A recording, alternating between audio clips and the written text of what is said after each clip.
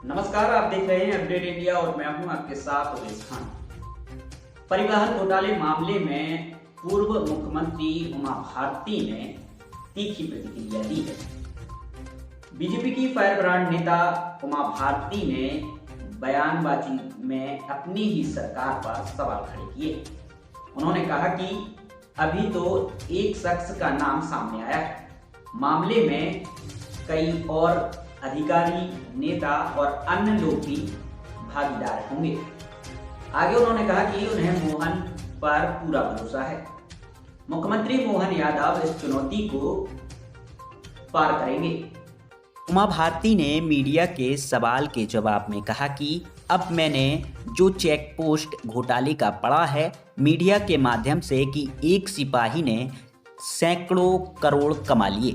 सिपाही की तो औकात है ही नहीं सैकड़ों करोड़ कमाने की।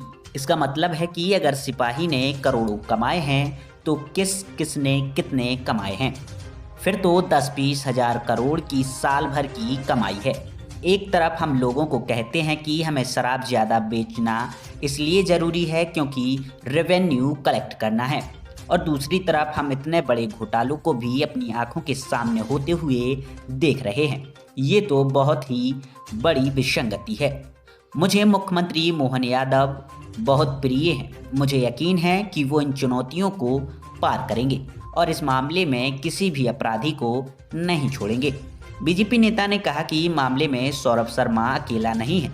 उन्होंने कहा कि किसी ने किसी को संरक्षण नहीं दिया है, सब भागीदार हैं। ऐसे लोग सिपाही निकलेंगे, थाने के दरोगा निकलेंगे, ऊपर के अधिकारी निकलेंगे, कुछ नेता निकलेंगे। ये तो व्यापम से भी बड़ा भीषण है। मैं इसको शराबबंदी से जोड़ रही हूँ। मुझे इस मामले में यही कहा गया है कि पूर्ण शराबबंदी करेंगे तो रेवेन्यू की कमी हो जाएगी। मेरी निंदा की गई, मुझे ट्रोल किया गया।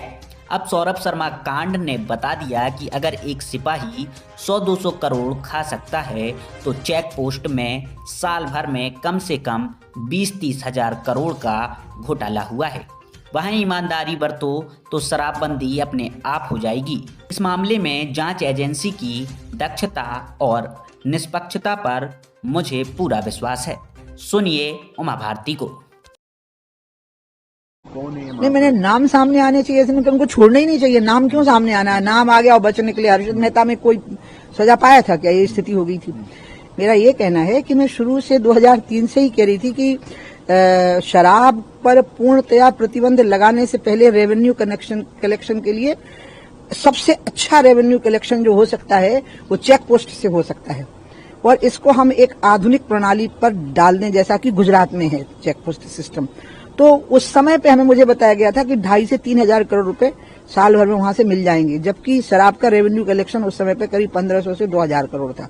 तो मैंने कहा हम पूर्ण शराबबंदी भी घोषित कर सकते हैं फिर तो, लेकिन हम पहले यहाँ से रेवेन्यू कलेक्शन का रास्ता निकालें।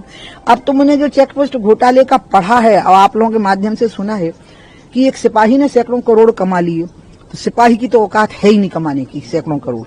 इसका मतलब है कि सिपाही ने अगर सैकड़ों करोड़ कमाए हैं तो किस किस ने कितने कमाए हैं, तो 10-20 हजार करोड़ की साल भर की कमाई है जो हुई है।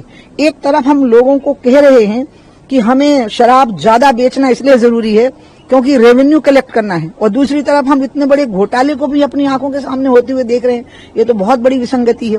और मुझे लगता है ये मुझे मोहन बहुत प्रिय हैं जो मध्य प्रदेश के मुख्यमंत्री हैं, और मुझे यकीन है कि मोहन यादव इस चुनौती को पार करेंगे और इस मामले में किसी भी अपराधी को नहीं छोड़ेंगे। जैसे 2000 देने वाले जो संरक्षण नहीं है, पार्टिसिपेंट है, वो भागीदार हैं।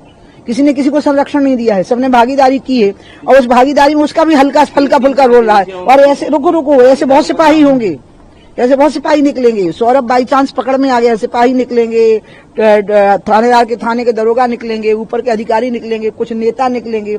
ये तो व्यापम से बड़ा भयावना और भीषण है।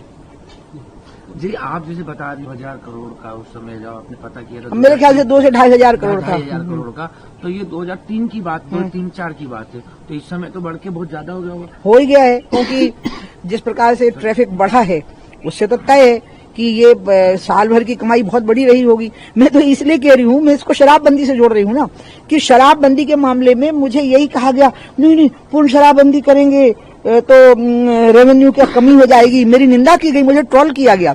तो मैंने कहा कि भैया चेक पोस्ट को तो आप ठीक करके देखो। और अब देखो सौरभ शर्मा कांड ने बता दिया ना कि एक सिपाही अगर 100-200 करोड़ खा सकता है, तो चेक पोस्ट में साल में कम से कम 20-30 हजार करोड़ का घोटाला हुआ है।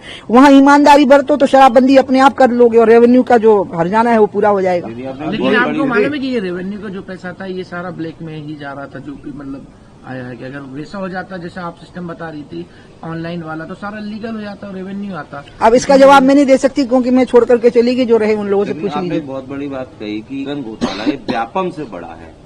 हाँ, इसका कारण यह है क्योंकि व्यापम का जो घोटाला था उसमें लोगों को व्यक्तिगत रूप से इन्वॉल्वमेंट जो था उसमें दोनों तरफ से अपराध था। जो इन्वॉल्व हो गए थे, ठीक है कि वो उनको सजा मिली, लेकिन वो अपराध में इन्वॉल्व थे।